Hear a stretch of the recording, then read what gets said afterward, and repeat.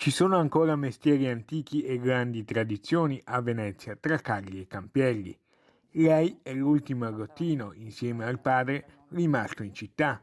Si chiama Daniela Barisoni e da 10 anni ha deciso di scendere in campo per non far spegnere l'attività di famiglia, fondata dal bisnonno e poi dal nonno Luigi Lena in campo San Canciano. Ho voluto fortemente portare avanti le attività perché appunto essendo diciamo, un pezzo di storia diciamo, di Venezia, perché io avevo un altro lavoro, però ho preferito mantenere diciamo, ancora il cuore del nonno, il bisnonno.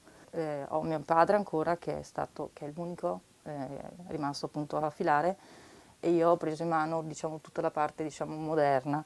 Un esempio positivo di mestieri tramandati da più generazioni. L'attività è nata nel 1850 dal bisnonno, portata avanti appunto poi dal nonno Luigi e poi mio padre successivamente. Rimasti come ultimi arrotini per Venezia la lavorazione abbiamo ancora la mola tradizionale ad acqua e poi vengono rifiniti per logica tutti a mano con la pietra.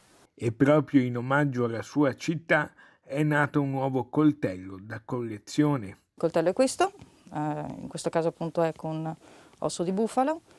Il progetto nasce appunto nel 2014, dovevo partecipare a un concorso per Venezia e dovevo diciamo, racchiudere in un unico oggetto più simbolismo, perciò ferro della gondola. Perché il concetto del ferro della gondola? Allora, Venezia è suddivisa in 6 quartieri, perciò corrispondono alle 6 tacche del coltello. In più c'è il ponte di Rialto, il cappello del Doge e la forma della lama è il canal grande. Questa parte qui può essere anche utilizzata come squamatore sul pesce.